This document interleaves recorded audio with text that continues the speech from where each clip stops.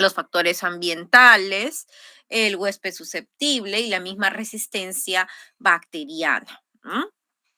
Ya estábamos diciendo cuáles son estas dos bacterias, son Pseudomonas y Acinetobacter. ¿Qué es lo que ocasiona la bacteria Pseudomonas? En sí, Pseudomonas es una bacteria que le encanta estar en el agua, ya le encanta estar en los medios húmedos. Entonces, en todas las lesiones en donde se vea o que hay como que sean lesiones de tipo húmedas, como unas heridas, como son las quemaduras, que son unas heridas abiertas que se pueden ver, las úlceras por presión, que son las que muchas veces uno los conoce con el nombre de escaras. Entonces, todas ellas son lugares en donde le va a gustar a Pseudomonas estar presente. También en aquellos órganos donde se ha hecho algún tipo de instrumentación, como son el uso de sondas, catéteres, etcétera, ¿no? También se ha relacionado con infecciones asociadas a cronicidad, como las otitis, infecciones urinarias. Otitis, ¿se acuerdan del caso que tuvimos en la primera vez en la clase teórica, que les hice mención de esta otitis externa maligna y que había sido ocasionado por una pseudomonas aeruginosa resistente a todo y que se detectó en la secreción ótica y que también se había detectado a nivel de los hemocultivos? A nivel de las infecciones respiratorias, también causan bronconeumonías necrotizantes. Está mucho relacionado con los pacientes con fibrosis quística. Entonces, aquellos pacientitos que sufren de fibrosis quística, que también generan un cuadro de inmunosupresión, se hacen muy susceptibles a las infecciones por pseudomonas. Aquellos pacientes, y por mencionar los que utilizan algún dispositivo, como por ejemplo las traqueostomías, es bastante frecuente de un paciente que utiliza algún tipo de traqueostomía, que es más un paciente cuadripléjico o que haya sufrido alguna hemiplegia. Entonces, el hecho de que use una traqueostomía lo hace más susceptible a la aparición de pseudomonas, porque le encanta pseudomonas estar ahí metida. Puede ocasionar también sepsis en pacientes que tienen algún cuadro de inmunosupresión.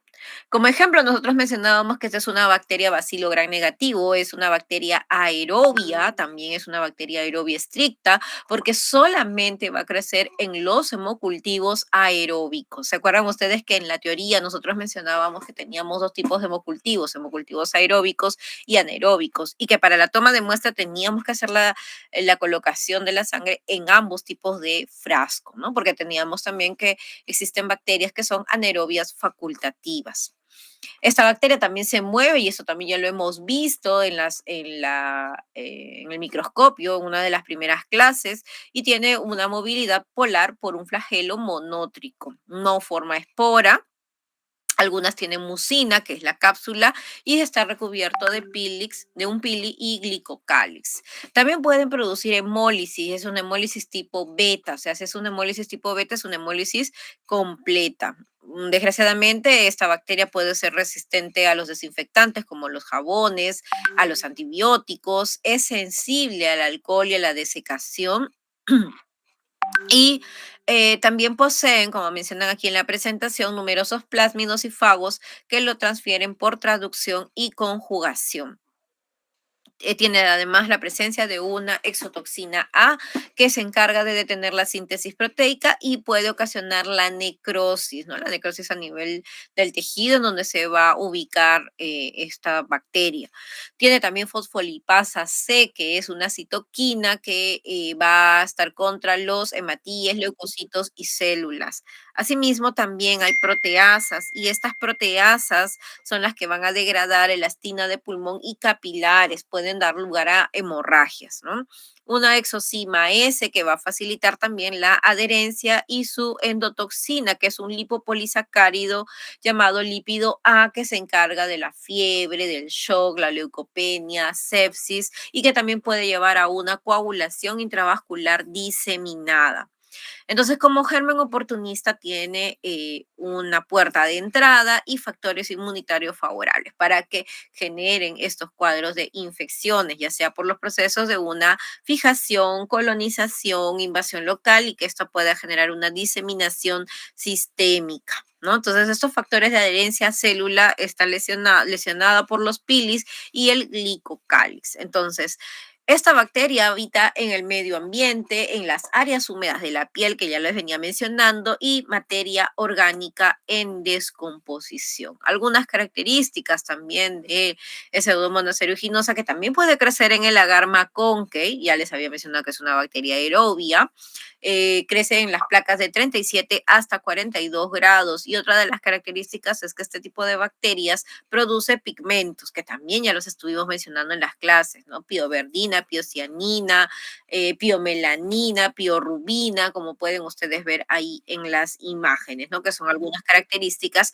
que pueden presentar esta bacteria Pseudomonas aeruginosa. En el diagnóstico microbiológico, pues son, en la descripción son bacilos gram negativos, sí puede metabolizar la glucosa, pero recuerden que eran también lactosas negativas. Produce citocromo oxidasa, que esa va a ser una gran diferencia a comparación de Acinetobacter. En cambio, Acinetobacter no produce citocromo oxidasa. Acinetobacter es una bacteria inmóvil. Ya, entonces aquí podemos ver justamente que al ser una bacteria no fermentadora, porque no estoy metabolizando la lactosa, ya, entonces aquí ya me está describiendo, pues, de que resultará pudiendo ser una bacteria pseudomonas, ¿no? Como pueden ver ustedes ahí en la imagen. El LIA, ahí solamente se ve como que parece que ahí se ve en color negruzco en el LIA. No, aquí el indol es negativo, acá se ha puesto para ver el indol, ahí se ve un anillito amarillo. Si es amarillo, resulta ser negativo. El indol positivo es para la E. coli, la urea está negativa y el citrato sí está positivo, ¿no? Ahí como lo pueden ver se ve de color azulado, ¿no? Algunas características. También dijimos que tiene movilidad positiva. En cambio, Cinetobacter, también su hábitat hace a nivel de la tierra, el agua, son microorganismos también gran negativos, pero esos gran negativos pueden ser descritos como un cocobacilo o bacilos cortos finos, gran negativos. No forman esporas, no tienen cápsula, ni tampoco tienen flagelos. De otros, ya desde ahí ya me están diciendo que estas bacterias son inmóviles. Se puede desarrollar muy bien en los medios de cultivo, no fermentan lactosa. Este tipo de bacterias, lo mismo con Pseudomonas, son bacterias aerobias estrictas, ¿no? En este caso, para Cinetobacter sí carece de citocromo oxidasa y que pueden producir acidez a partir de la glucosa, pero a través de la vía oxidativa. Entonces, se van a diferenciar de las enterobacterias porque no reducen los nitratos. Recuerdan ustedes que creo que también les había mencionado que en los parámetros de la tira reactiva de orina tenemos a nitritos positivos. ¿Y esto es por qué? Porque en las bacterias, las enterobacterias, pues van a degradar los nitratos a nitritos y eso va a marcar una positividad relacionándolo pues con algún tipo de infección urinaria. ¿Mm? Bueno, pero como mencionan aquí, Acinetobacter pues no va a poder producir, ¿no? Como nos mencionan acá, no va a poderme producir los nitratos. Entonces, en cuanto a la clasificación de las Cinetobacter, es de dos tipos, los que van a oxidarme la glucosa y los que no oxidan la glucosa. ¿Quién oxida la glucosa? El clásico Acinetobacter baumannii, que es el más conocido, es el que más uno aísla en la rutina de laboratorio, y los que no oxidan glucosa es el Liguofi y el Hemolyticus, ¿no? Por mencionar a dos de ellos de la familia de los Acinetobacter. Ahora, si bien es cierto, mencionábamos que este tipo de bacterias habitan en zonas húmedas del entorno hospitalario, pueden sobrevivir en fomites secos durante varios días. Entonces, también se ha visto que alrededor del 25% de la población adulta tiene alguna colonización en piel. No se ha demostrado factores de virulencia que resulten ser inherentes a la Cinetobacter. Y dentro de los factores de riesgo para el desarrollo de las infecciones van a depender del huésped, del tipo de infección o la resistencia a los fármacos.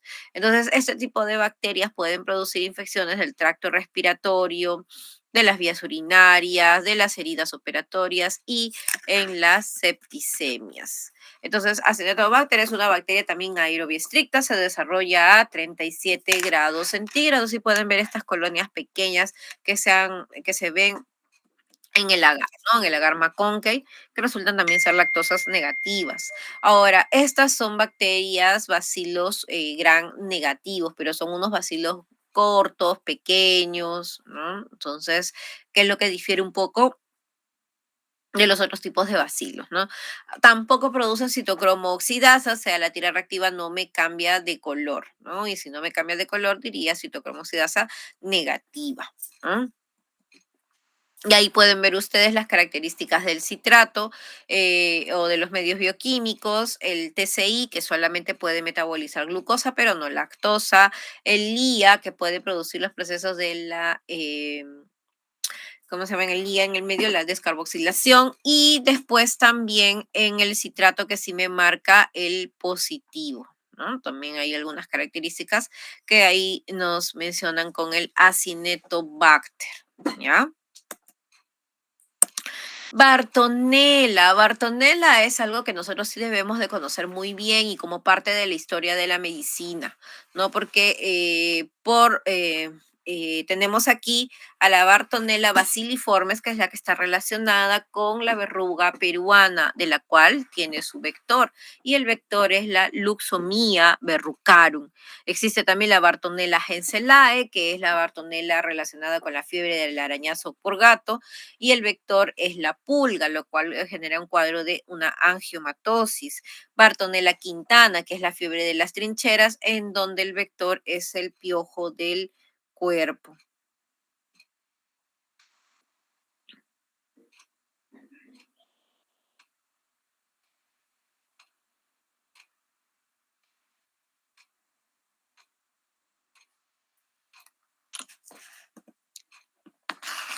Algunas características de Bartonella: es un cocobacilo de 0,5 a 1,7 micras, no tiene espora, no tiene cápsula y se puede mover, son gram negativos, colorea bien con el Giemsa, con el Wright en un frotí sanguíneo. ¿Y por qué? Porque la idea es que yo lo pueda visualizar en dónde, dentro de los hematíes, sobre todo en la fase hemática, porque cuando está dentro de los hematíes van a producir un cuadro llamado hemólisis. ¿Y qué cosa es esto? Destrucción de los hematíes. Entonces, al destruirse los hematíes, estos pacientes pues van a presentar anemia, ¿no? Pueden presentar también cuadros de ictericia, ¿no? Que es característico.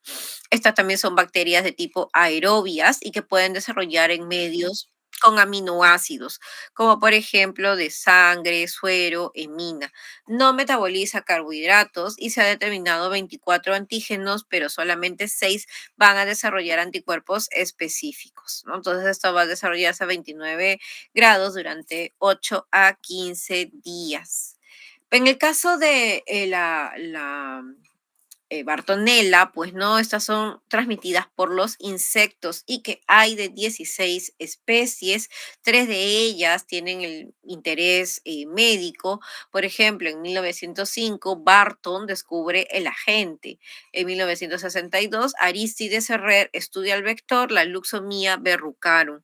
Y en los valles, en zonas montañosas de 5.000 a 3.000 metros, en Colombia, el clima cálido y el aire enrarecido, que también puede favorecer en Perú, Ecuador y Colombia, y también la presencia del vector, que es un mosquito hematófago, pero que está más del hábito nocturno. O sea, por ahí uno podría mencionar como los factores de riesgo para adquirir este tipo de infección, ¿no? Entonces, la característica es que el vector puede picar en la noche y transmite la infección, tiene un periodo de incubación desde 5 hasta 220 días. Y la característica también es que en la bacteria se va a estar conteniendo pues el limatíe, ¿no? Ahí pueden ustedes apreciarlo. Entonces, en esta fase aguda hemática, en donde vamos a observar todos los cambios que se pueden producir en lámina periférica, ¿no? Y otra de las situaciones es que puede producir la fiebre de Oroya y puede llevar a una anemia y esplenomegalia. ¿M? Entonces, ya cuando es algo crónico o las lesiones dérmicas, pues es la verruga peruana. Entonces, esta verruga se va a presentar luego de semanas a meses, ¿no? Y son erupciones cutáneas de color rojo, violáceas, con compromiso del endotelio vascular, ¿no? Entonces, después también cuando nos hacen mención de esta verruga peruana, pues estas se van a ubicar a nivel de la dermis papilar, ¿no? Entonces esta característica de las lesiones dérmicas van a medir de 1 a 4 milímetros, ¿no? Y son globulosas, de color rojo vivo, nodulares, subdérmicos, ¿no? Sin compromiso de piel. La otra característica de la Bartonella es que son mulares, grandes y 5 milímetros, ¿no? Para mencionar algunas de las características que pueden producir Bartonella. Ya les venía mencionando que tenemos dos fases, una fase hemática y la otra fase que es la de la verruga. Entonces, en la fase hemática yo tomo la muestra de sangre y hago mi lámina, ¿no? Y en esa lámina yo debería visualizar estos hematíes de los cuales están llenos de plasmodio, ¿no? Entonces ahí, y también voy a observar que se tiene una destrucción, ¿no? De las células del epitelio, ¿no? En este caso, ¿no? Por comentar. Entonces, va a haber la destrucción, pues, ¿no? De los hematíes. Entonces, ¿qué produce la destrucción de los hematíes? Recuerden que esta destrucción es vía periférica. Creo que ya ustedes ya hicieron su clase de fisiología vascular. Entonces, si yo tengo una destrucción de Matías, lo que voy a generar es incremento de la deshidrogenasa láctica, puedo yo tener incremento de la bilirrubina, predominio indirecto, ¿no? Entonces, eso es importante también tenerlo en consideración, así como también los cambios de los hematíes, ¿no? Por ejemplo, también hematíes que yo pueda ver de diferente forma, de diferente tamaño, ¿no? Va a pasar. ¿Por qué? Porque mi médula es la que está respondiendo adecuadamente. El problema es que ya lo que sale a sangre periférica termina destruyéndose. Entonces, esto se va a activar cuando se presente la hipoxia, ¿no? Entonces, ahí en la hipoxia es que donde se van a liberar hematíes más jóvenes. Y por eso que también uno puede describir la policromatofilia, ¿no? Bueno, aquí es para mencionar algunos tipos de exámenes que se realizan, ¿no? Para la Bartonella, ¿no? El examen histológico, el cultivo, que también pues tiene desgraciadamente una baja sensibilidad, y también está la serología, ¿no? La serología y las pruebas moleculares, ¿no? Entonces esa es otra de las cosas interesantes que nos pueden describir. Bueno, y no olvidar pues que el Acinetobacter también son cocobacilos gram negativos, ¿no? Como pueden ver ustedes ahí en la imagen, son colonias pequeñitas, ¿no? Que se pueden visualizar estas en el agar sangre.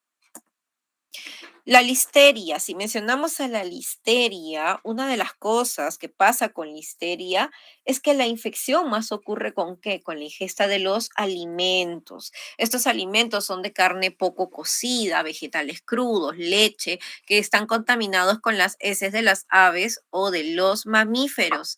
Van a llegar a nivel del enterocito, pero no son destruidos y se van a reproducir dentro de los capilares y dentro de los macrófagos, ¿no? Van a ingresar a la membrana e ingresan a la célula contigua, ¿no? Entonces, alguna de las características de la listeria. Nosotros tuvimos una paciente, una gestante todavía, que justo había llegado a la emergencia porque tenía algo de dolor abdominal, que tenía fiebre, y por ahí le encontraron la gargantita, la clásica, ¿no? Le encuentran la garganta eritematosa, entonces ya le iniciaré tratamiento antibiótico, ¿no? Entonces, eso puede suceder.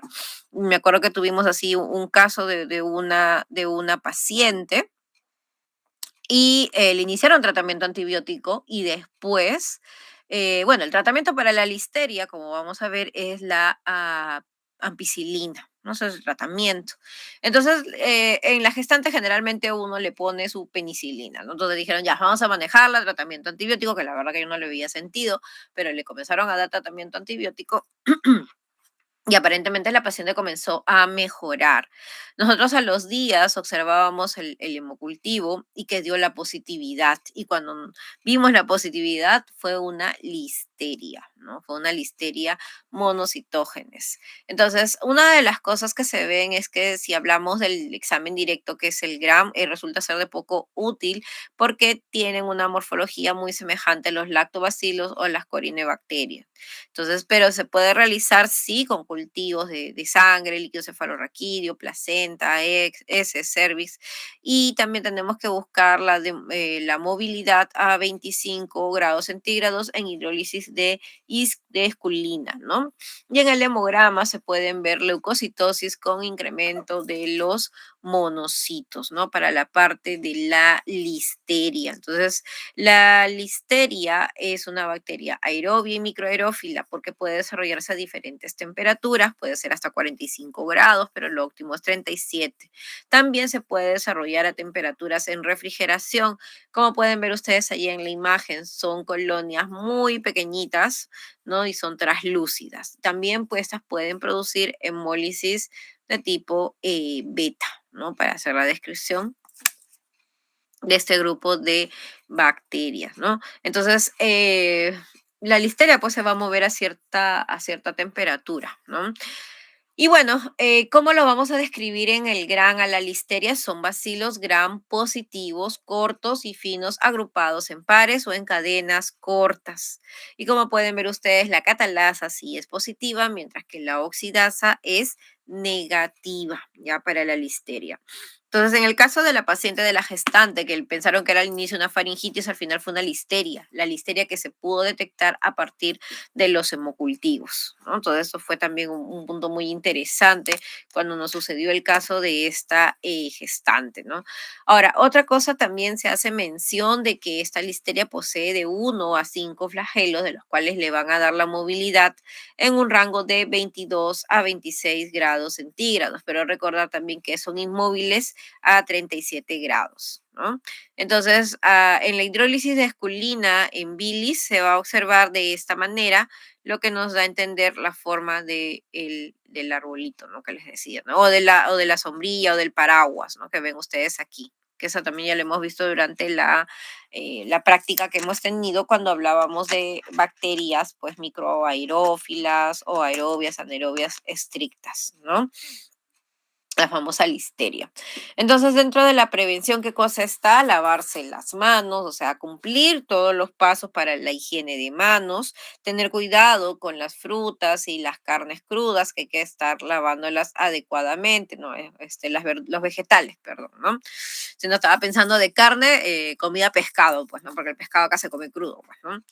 En el ceviche, ¿no? Bueno, cocinar bien los alimentos, esa es otra de las recomendaciones que nos hacen mención con la listeria y cuidados a aquellas personas de riesgo, no dándoles quesos blandos, hot dog, embutidos, mariscos ahumados y refrigerados, no solamente tener en cuenta este cuidado.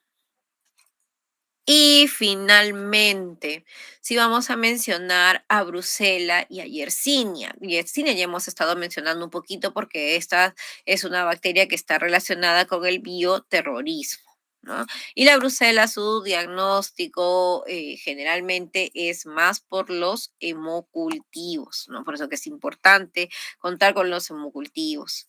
Y como vemos, en la brucelosis se ingresa por la vía oral en alimentos lácteos que van a provenir de aquellos animales que no tienen un control sanitario.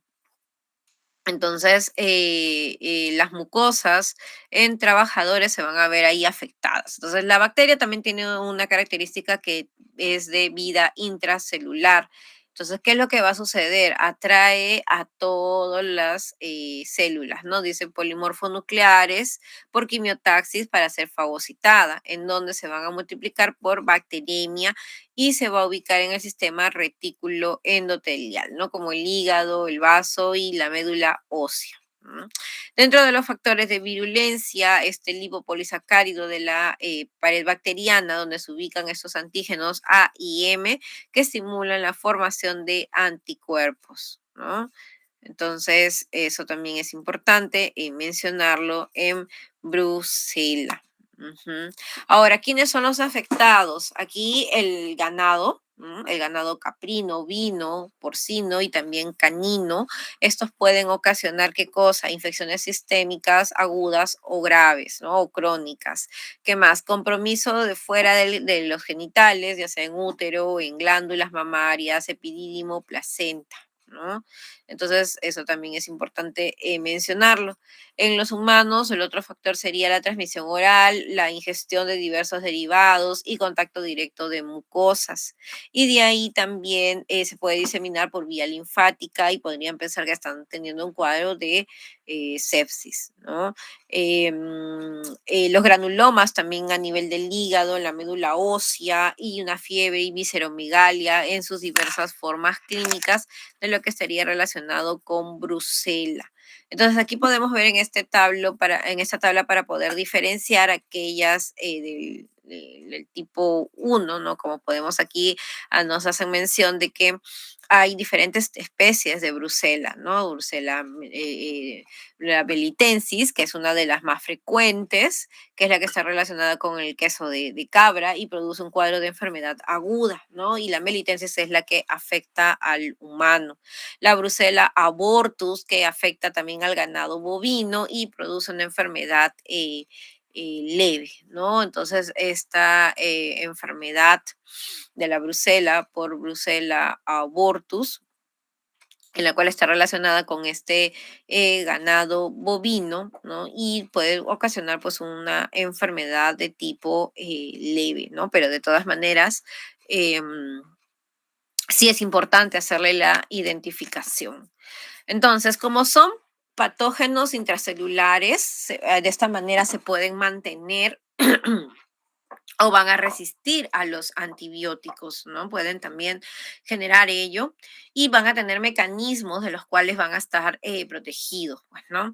Entonces, ¿esto que va a ocasionar? De que se pueda dar alguna infección, ¿no? De tipo ya crónico, que pueda adherirse, que pueda penetrar y multiplicarse con una gran variedad de células, ¿no? Que es lo que sucede con la brucelosis. Ahora, la brucelosis también presenta manifestaciones clínicas que pueden ser muy polimorfas y hasta pueden ser asintomáticas. Entonces, la fiebre es más bien el inicio de esta infección con sudoración profusa, desproporcionada a la fiebre existente y también son de predominio nocturno, con algias de localización articular y no son pacientes que tengan artritis musculares o neurológicas. En cuanto a brucelosis, ¿no? La brucela también nosotros las aislamos a partir de los hemocultivos, ¿ah? También es otra de las formas.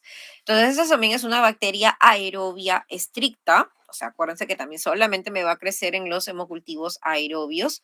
Produce la enzima catalasa, es frágil al calor. En los cultivos demoran 3 semanas, por eso que también es importante que si nosotros vamos a mandar alguna muestra para descarte de brucelosis, ojo, esto puede demorar, ¿no? Puede demorar porque se toma su tiempo de 2 a 3 semanas, ¿no? Y después también los subcultivos demoran de 2 a 3 días en formar las colonias, ¿no? Entonces vamos a tener que aquí sí se va a necesitar el CO2, son cocobacilos gran negativos, ya mencionábamos el tamaño, no tienen cápsula, esporas y también son bacterias inmóviles, ¿no? Y la movilidad sí lo tenía pseudomonas. Entonces, antiguamente el diagnóstico de brucelosis se hacía con la con el medio de Ruiz Castañeda, que es un medio bifásico, ¿no? Que tiene una fase sólida, una fase líquida, ¿no? Asimismo, también podemos ver el cultivo de la bacteria, de la cual ya se había cultivado, y lo que se ve ahí en la imagen es la lámina, ¿no? Y las muestras que se toman es sangre, biopsia o tejidos, ¿ya? Entonces, esos es algunos de los detalles que tiene brucelosis y que la brucelosis también puede producir un cuadro de 1 a 3 semanas de observación, ¿no? Que puede pasar con la brucela. Muchas veces la brucelosis es más bien detectada por los hemocultivos. Si ustedes me preguntan la detección, esta es la serología de los anticuerpos. En la fase aguda que está la IgM, en la fase crónica la IgG, y que tienen ensayos con metodologías por ELISA o de Rosa de Bengala, ¿no? Pero ahí también hay que tener bastante cuidado porque ya no se utiliza ya lo que es el estudio de las aglutinaciones febriles. Eso ya nadie lo hace porque no tiene sentido hacerlo, genera más bien pérdida de tiempo y gasto para la institución, ¿no? Y finalmente la Yersinia pestis, que es esta bacteria relacionada con el bioterrorismo, ¿no? Y creo que también por ahí habíamos hecho mención al respecto. Ahora, esta Yersinia no es algo reciente, o sea, ya es una bacteria que tiene ya una como pueden ver ustedes ahí. Tiene la pandemia en Egipto durante el siglo VI, durante el siglo XIV, segunda pandemia, la peste negra que involucra a Europa y Asia. En 1894, la tercera pandemia en Chile, en China y en América, ¿no? Que murieron alrededor de 10 millones, ¿no? Y se hace mención de que la peste se estableció en Piura, Cajamarca, Lambayeque y La Libertad, ¿no? También Yersinia es una bacteria aerobia estricta, desarrolla de 0 a 42 grados, pero su temperatura óptima es a 28. Y miren ustedes aquí también el biotipo, ¿no? O sea, con qué medios bioquímicos yo lo podría estar relacionando y como pueden ver ustedes, es también una bacteria glucosa positiva, la Yersinia, lactosa negativa, el indol es negativo, uriasa citrato también es negativo. Y recordar que también es un cocobacilo gran negativo. Recuerden también que es importante que si estamos sospechando de esta bacteria, ¿no? También son relativamente crecimiento rápido. En cambio, no se vayan a olvidar brucelosis, por comparar con brucelosis, que crecen los hemocultivos, esa brucelosis, el médico tiene que tener la sospecha clínica para que ese hemocultivo se quede en la incubadora más tiempo. Porque acuérdense también, los hemocultivos que nosotros guardamos en las incubadoras máximo están 5 días. Después de los 5 días son descartados. Por eso que también ustedes tienen que tener en cuenta, ¿sí? Tienen que tener ustedes en cuenta cuál podría ser la sospecha clínica para que el laboratorio pues, pueda considerar esos hemocultivos mayor tiempo y así puedan ustedes hacer la identificación o que puedan decir, así que el paciente está teniendo la brucelosis, ¿no? Volviendo a Yersinia, a esta bacteria bioterrorista, como nos mencionan aquí, la glucosa es positiva, la lactosa negativa, indol negativo, la ureasa citrato también resulta ser negativo, ¿no? Y son cocobacilos gran negativos. Esta bacteria tampoco no se mueve ni tampoco tiene esporas. Entonces, Yersinia, si bien es cierto, pertenece a las enterobacterias, de las cuales son patógenas para los animales, el humano se puede enfermar de manera accidental a través de una zoonosis. Y existen pues 11 especies que están relacionadas con estos grupos, ¿no? La Yersinia pestis, que es la que produce la peste, ¿no? Y está presente con los roedores. La enterocolítica, ¿no? Yersinia enterocolítica, que está relacionada con los animales como los cerdos, los conejos, y la Yersinia pseudotuberculosis, que está relacionada con los roedores y las aves. Entonces, para esta bacteria, el reservorio son estos roedores salvajes y los animales domésticos. ¿Y quién es su vector? Es una pulga llamada Yersin, ¿no? Ahora, otra característica que también tiene esta bacteria es que presentan plásmidos. Los plásmidos van a generar ¿qué cosa? Proteasas, una proteína llamada pesticina que se va a encargar de qué? De inhibir la migración leucocitaria y lo que va a hacer es activarnos el plasminógeno. Entonces, por lo tanto, favorece la presencia de trombosis, ¿no? Por mencionar algunas de las características de la Yersinia y que el hombre pues se infecta de manera accidental por la picadura de la pulga, ¿no? Entonces esta va a invadir el sistema linfático y también puede producir una bacteremia con trombosis intravascular. ¿M? Tenemos también a la peste bubónica, de la cual produce fiebre, infarto, necrosis posterior y puede llevar a cuadros de septicemia y lesiones hemorrágicas, ¿no? Cuando sucede con la peste bubónica, ¿no? Cuando el hombre pues, se infecta pues de manera por la pulga. Entonces, y la peste neumónica, esta puede suceder por contagio a través de humano con humano por la vía respiratoria. ¿M? Bueno, ya es conocido Yersinia, si ya la Yersinia ya está de siglos, ¿no? Y ha causado pues las epidemias o las pandemias o las epidemias que estaban relacionadas con la peste, ¿no?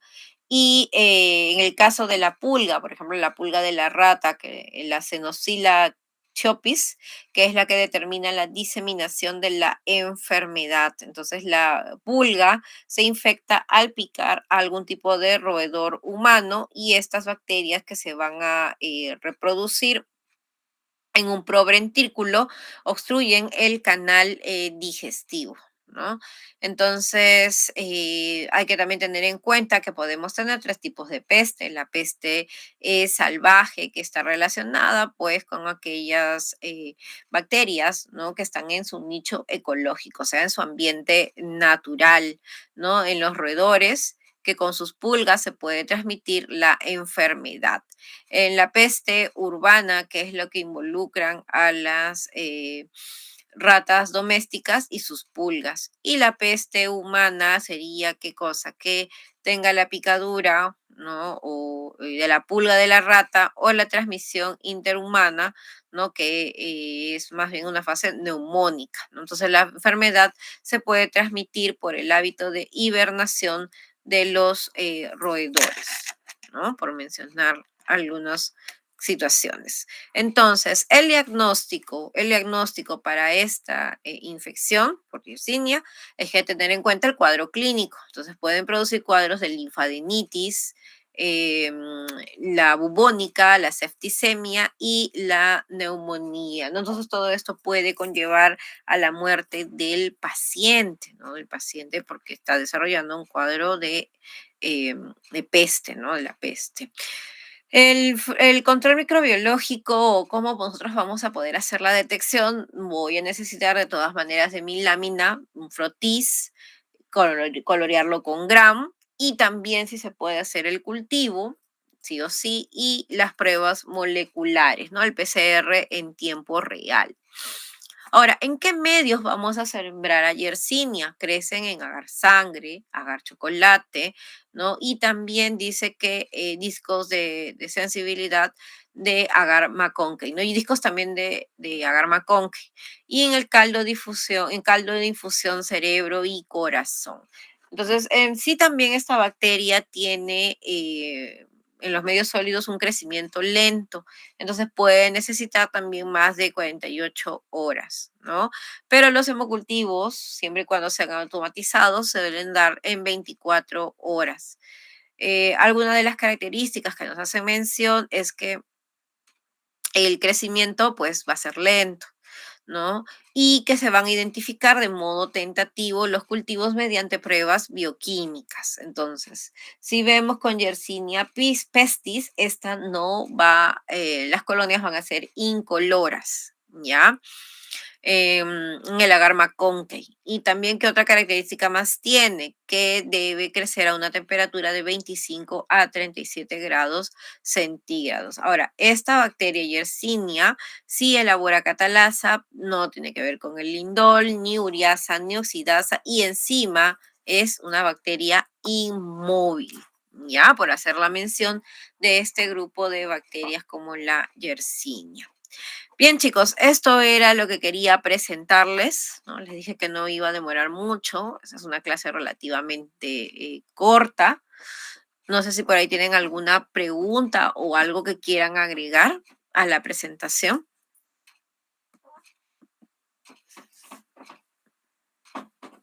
Contar que no se me hayan quedado dormidos. Todo claro, doctora. Todo claro, doctora. Ya acuérdense, ya les he estado diciendo y por ahí les he estado comentando algunos casitos clínicos que hemos estado nosotros teniendo. Si ustedes me preguntan, doctora, ¿y usted ha aislado Yersinia? No, no hemos aislado Yersinia. Sí hemos aislado, por ahí hemos aislado alguna vez una Yersinia enterocolítica, pero en un paciente con cuadro de una inmunosupresión, una inmunodeficiencia primaria. Tuvimos en un paciente pediátrico.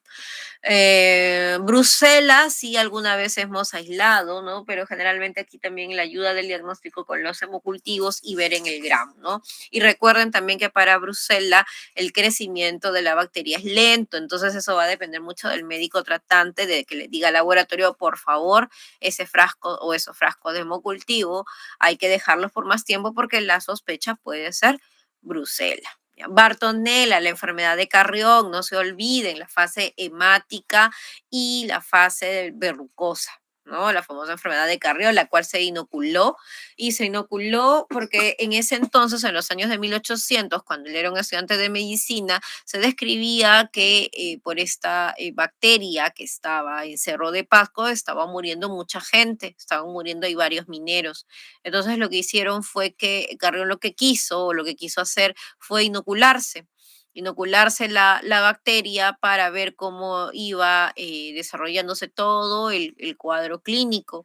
Y como ustedes vieron, pues al final Carrión hizo un cuadro de una hemólisis, que eso fue lo que le terminó matando, pues no, porque a Carrión también le comenzaron a hacer las transfusiones de sangre, pero Carrión no se recuperó y más bien luego falleció, ¿no?